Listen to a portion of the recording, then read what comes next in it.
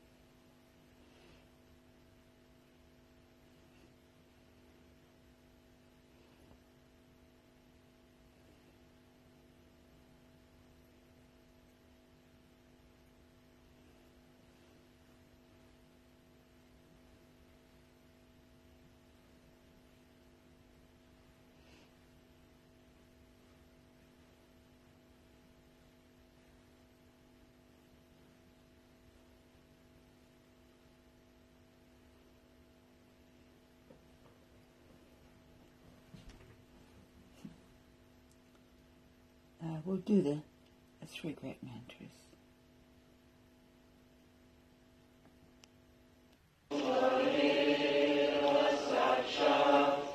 Shri Mahalakshmi,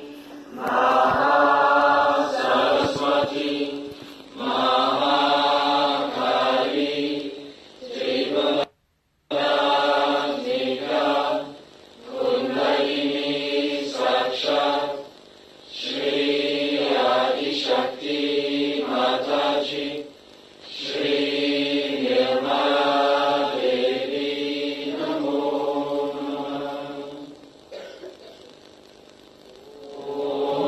Om Tameva Sakshat, Shri Kalki Sakshat, Shri Adishakti Mataji, Shri Nirmala Devi Namo Namah.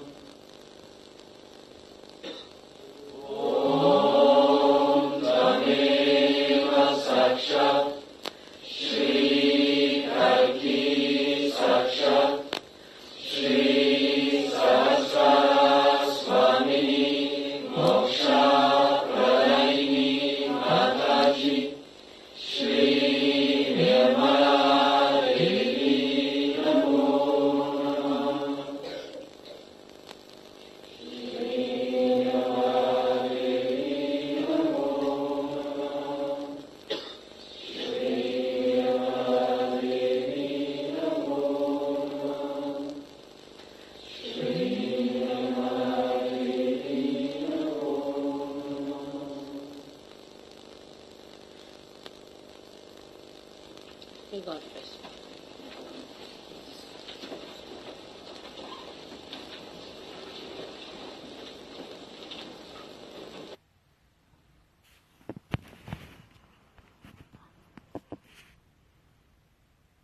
Let's do one mantra to Shri Ganesha. Om Tvameva Sakshat Shri Ganesha Sakshat Shri Adishakti Mataji Shri Nirmala Devi Namo Namaha.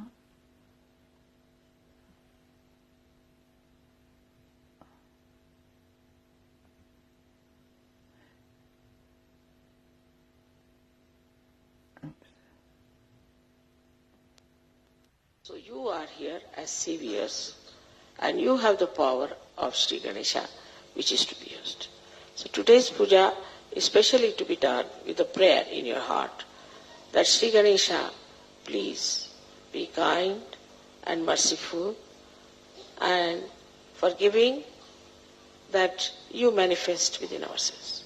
Let all these hypocritical things, all these conditionings and all these wrong ideas we have, or all the wrong life we have had, should just disappear like thin air, and let the beautiful moonlight of your soothing qualities of innocence be manifested through us. Let us manifest these qualities. This is what is to be asked today. So please be careful, very careful about it, that you again make your Muladhara very healthy and powerful. May God bless.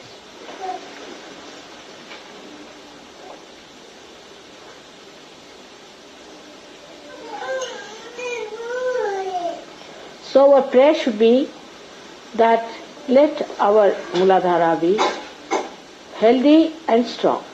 That's all. Let's pray.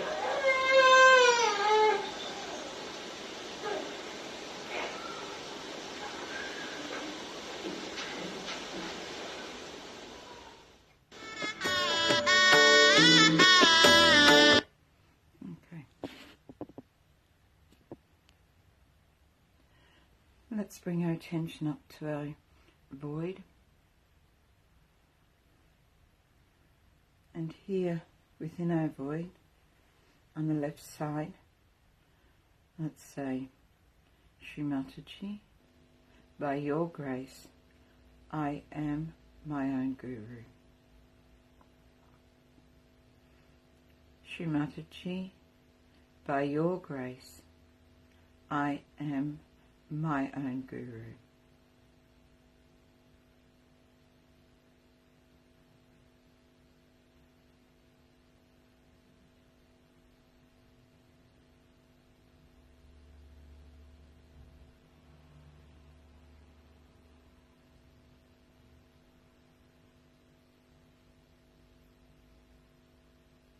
And let's move our right hand to the right hand side of our void.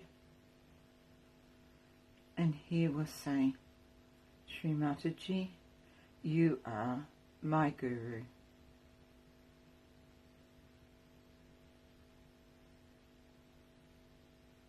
Shri Mataji, verily you are my Guru.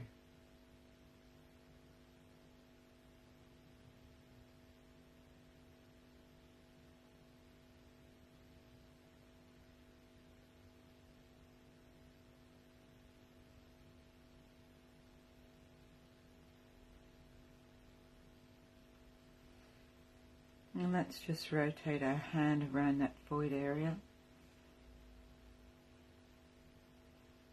And just ask, Shri Mataji, please establish within me the strengths and the qualities of the 10 Adi Gurus.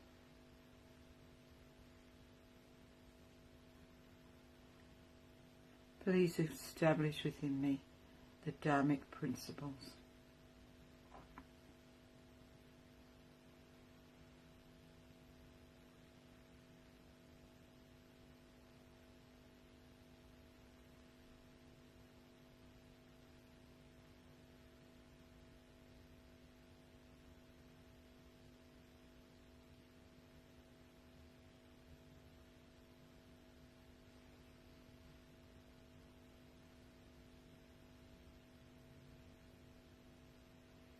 We're now going to listen to a talk from 1984 in Switzerland from Guru Puja.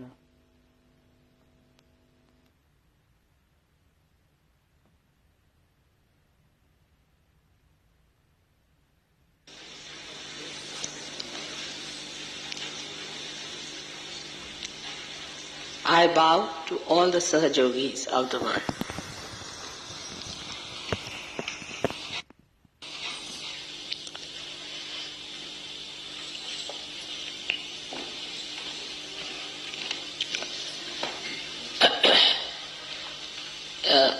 It is very heartening to see so many of you assembled here to do the Guru Puja, to worship your Guru in person is regarded as the highest blessing. But in my case, It's a very different combination that I am your mother and your Guru. So you can understand how Sri Ganesha worshipped his mother. You all are created in the same image of Sri Ganesha, who worshipped his mother, and then he became the Adi Guru, the first Guru. He is the primordial essence of mastery. Only the mother can make the child a master. And the motherhood in any guru, whether male or female, can only make the disciple a guru. So first, you have to become the prophets and develop that motherhood within yourself. Then you can make others also prophets. Now, to become a guru, what do we have to do after our realization?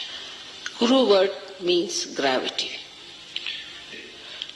Gravity means a person who is grave, who is deep, who is magnetic. Now, as you have learnt in Sahaja, that realization takes place in complete effortlessness. So normally a guru tries to make his disciples effortless, which is called as prayatna shaithilya, means relax your efforts. Without doing anything, you got your prayatna shaithilya, otherwise kundalini would not have risen. Then the second stage is vichara shaithilya, the thoughtless awareness. This also you got it without doing anything. And the third is complete negation of thought, abhava, and the bliss of peace. So one has to understand that you have to pass them through 3 stages. First, when you get your realization, all these things come spontaneously for that moment. When you raise the kundalini of others, these things happen to them spontaneously. You too have that power now to raise the kundalini of people and to establish it in them. But we must understand why it has to be done that way. Why we have to have vichara shaithilya. Because when you project any thought, it is artificial. It is not reality. Thought always stands between you and the reality. When you put in an effort, you stand against becoming. For example, if I have to cure you, I just put my hand and finished. No effort. Because I am that. You get your realization because I am that. I don't put in any effort. I don't think about it. I am that.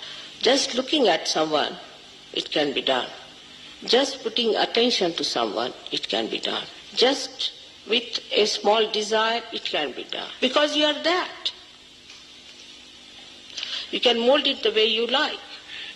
You can get an example from gold. Now gold is untarnishable. It does not have to think it is untarnishable. It does not have to put in an effort it is untarnishable. It is. So to be, you don't have to put in any effort. If you have to put in an effort, that means you are not yet that. If you look at the sun, it shines. It doesn't have to put in effort to shine. It shines. So to be that, if you have to put in an effort, that means you are not that. You are trying. You are artificial. The flowers are beautiful, so they don't have to beautify themselves. And this is what one has to understand, that innately if you are that, if you have already become, then what is the need to put in any more effort?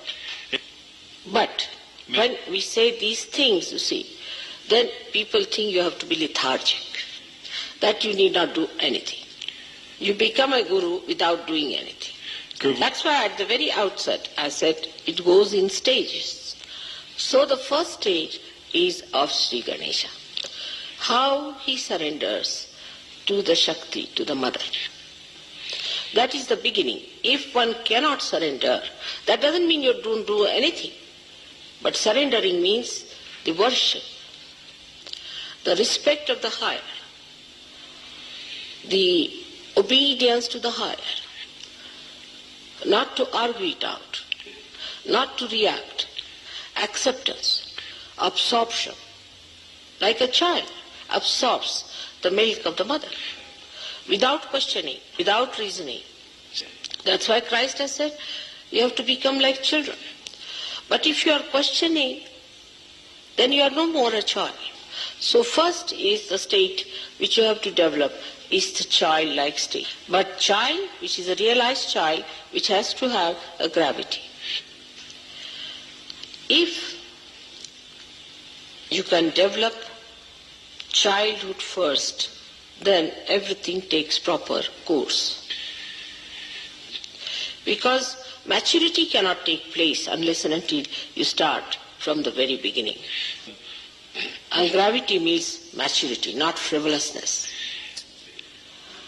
So now the quality of Ganesha, as you know, is that he has viveka, means he has discretion. He has means he is discretion. So try to develop your discretion power so that Sri Ganesha gives you the wisdom, subuddhi, wisdom. And this is why you have to have a dependence on Sri Ganesha. So at this point, you have to make a negation of efforts. Like whatever are efforts anti-Ganesha or anti-innocence must be negated. So the negation of effort is to be achieved by negating whatever is the effort. Means the effort of negation. So in the beginning you will not be effortless. You will have to put in effort. Like Christ has said, thou shalt not have adulterous eyes. So how do you make your eyes innocent? In Sahaja Yoga we have a method by which we try to distract our eyes from effort that makes it adulterous. Like we try to put our attention, our eyes on the Mother Earth, on the grass, on the trees. So the avoiding of the effort itself is effort. So those people who have come now recently have to understand also that they have to put in all kinds of efforts to stop the efforts. For example, some people are used to very comfortable life. They may talk of all kind of renunciation. When it comes to comfort, they want to have comfort. Such people should try to get out of the habit of comfort. Sleep on the ground, sleep on the Mother Earth. Some people have an attention which is all the time looking this side, that side, cannot see to one point. So fix your attention. So gradually you will find, you will discipline yourself. So the effort that you put in is very important in the beginning of Sahaja Yoga. Another thing is very common in the West is the harsh tongue, the sarcasm and hurting others is a very subtle way of violence. Or if they are really blunt, they can start with ego expressions also. I. Such people should stop talking completely. Make an effort to stop. Just don't talk. Now watch your mind. Is it trying to talk something sarcastic, nonsensical? So this watching also requires effort. So to sprout the seed is easy, but then one has to put in the effort to look after the little plant. And when it matures, then it's on. So the effort should be made to protect yourself against the mind which you have built in through your ego or superego that goes into the wrong direction of effort. But sometimes be very careful. You have to be discreet. And the best way to be safe on discretion is to keep in the center. Never go to any extreme of anything. For example, some people are fond of music, say. So they'll go on after the music part of it. Some people say are fond of poetry. Then they'll go after the poetry. There is nothing wrong in it. But whatever you achieve in all these things must be brought back to the collective and must be enjoyed by everyone, and you should also enjoy what others have. For example, somebody is a very learned man and a dry person. So he has to make an effort to make himself sweet. So try to neutralize your extreme nature by coming in the center. And the best way to say is, I like everything. Play. The way you keep me, I am happy in that. And to suggest yourself that I am the peace. Suggest, or to suggest, I am the satisfaction. I am the dignity. Try to impose these artificialities upon yourself of these virtues and righteousness.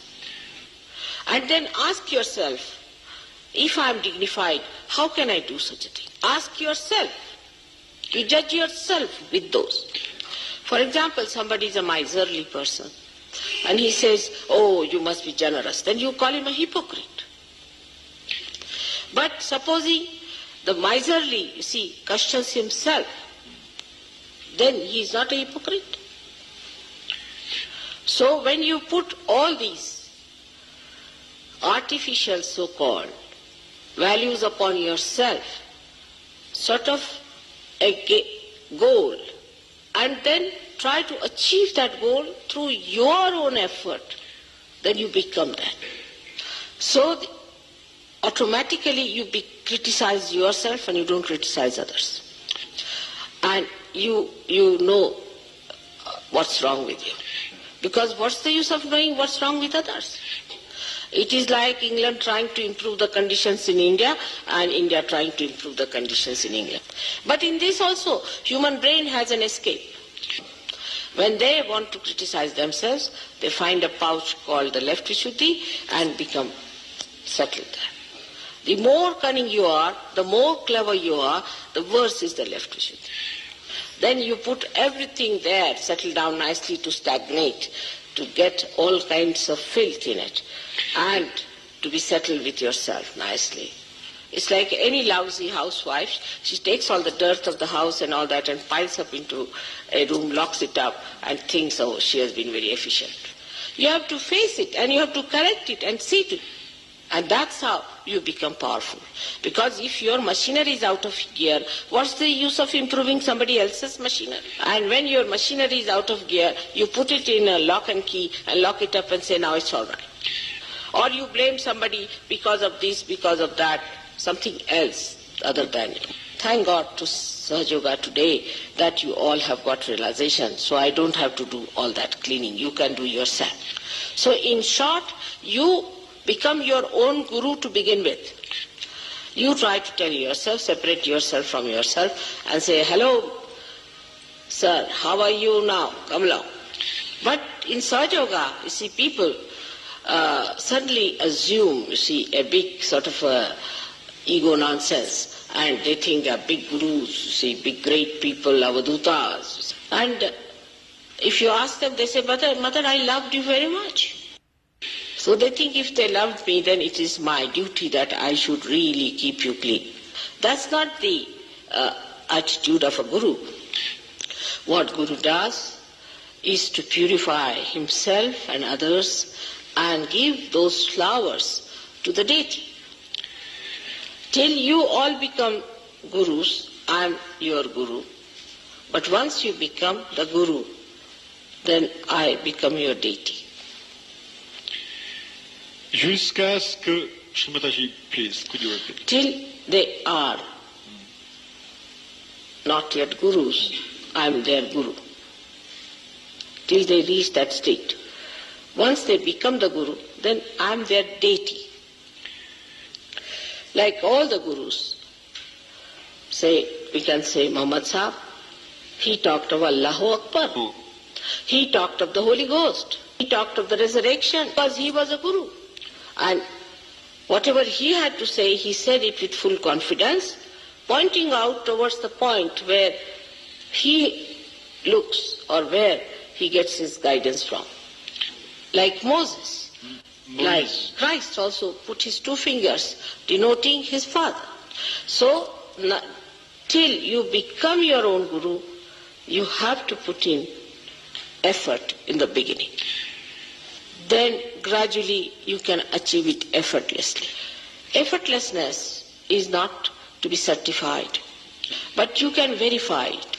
A person who is discreet, in his presence others become discreet. A person who is honest, others in his presence become honest. It is said in Sanskrit language, Yatha Raja Tatha Praja. As the king is, that's how the subjects are. When you are the guru, you are the example. You have to be the example. Now, I have seen people who are gurus, who call themselves gurus in different varieties and different type of lives, like professors, teachers, you can call them, not spiritual gurus. They too, when they try to follow a mundane type of life, not of something exceptional, then their disciples lose faith in them. Even political leaders, when supposing a political leader is licentious, he has weaknesses, then the people who try to follow him have no respect. So they too have to have a personal character, a personal value system. So what about the spiritual gurus then? They have to be excellent people. There should be no 2 type of life, one outside, one inside. When the outside and inside becomes one, then it is effortless. And that is what one has to do, the inside and the outside. One has to work it out from inside. For that, you cannot bring the outside inside, but inside has to go outside. So this is the beginning of Antar Yoga, the inner yoga. At the second stage, you have to become thoughtless. This is very important in the West. Because they live in thoughts, they don't have other problems of a gross nature. For example, they are brought up in such a way that they are frightened of law. They are brought up this way, they'll keep all their carpets clean, everything clean, you see, very particular about keeping every place clean. All the gross things they keep clean. And then when they try to adjust themselves, they adjust within. Outwardly they are gentlemanly, but inside, in their thought, they are not clean. In their behavior, they are not clean. Their eyes are not clean. It's poison inside, and they like that poison to be taken out. Sometimes it comes out as sarcasm. It comes out as their sinister acts of aggression on other countries. They may plan out the complete destruction of the world, and they don't think there's anything wrong in it, because it's an ideology for which is a thought they are fighting for. As long as there is an ideology, there's a thought, there's some sort of a sublime talk, then they can do what they like. This filth is very sophisticated. Like the people who don't take their baths can use some artificial things to get a fragrance. Inside has to be clean. And that's why First, the efforts are to be made to have good thoughts. Watch your mind. How does it think about others? I would say racialism is one of the diseases of the same thing. I've seen people who are very well placed, sophisticated, wear immaculate dresses. When it comes to a person from a developing country or from, say, another color, complexion, they come out with a remark. Even if they are Sahajogis, I've seen that. I'm saying this for the Sahajogis and not for others. That suddenly that dead stuff which we call as dead becomes alive. So the mind is dirty, full of lust, greed, and anger, jealousy. And that's why we have to be very, very careful. Those people have become sophisticated, their weaknesses have also become sophisticated. And that's why jealousy is a common disease. Like the other day, I asked someone. I will post that talk and you can finish listening to that later. And let us just meditate collectively.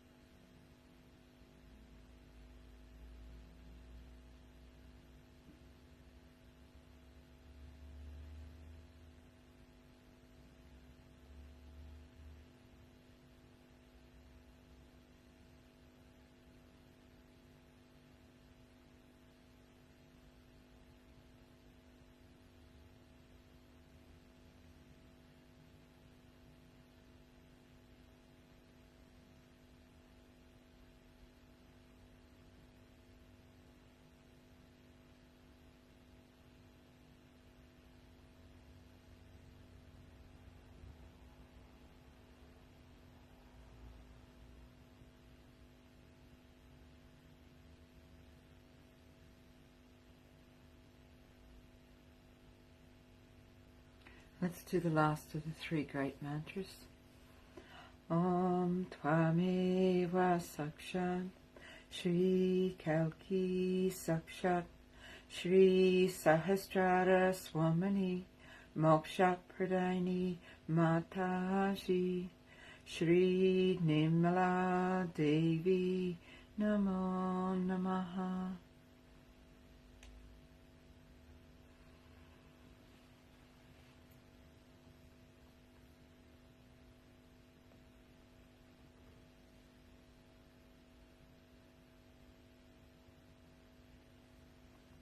I'll put on some flute music that we can listen to. If you just want to keep meditating silently, just turn the volume down on your device. But thank you very much for joining. It's been absolutely wonderful having your vibrations here this morning. And for those going to Guru Puja, see you over the weekend. Jai Shri Mataji.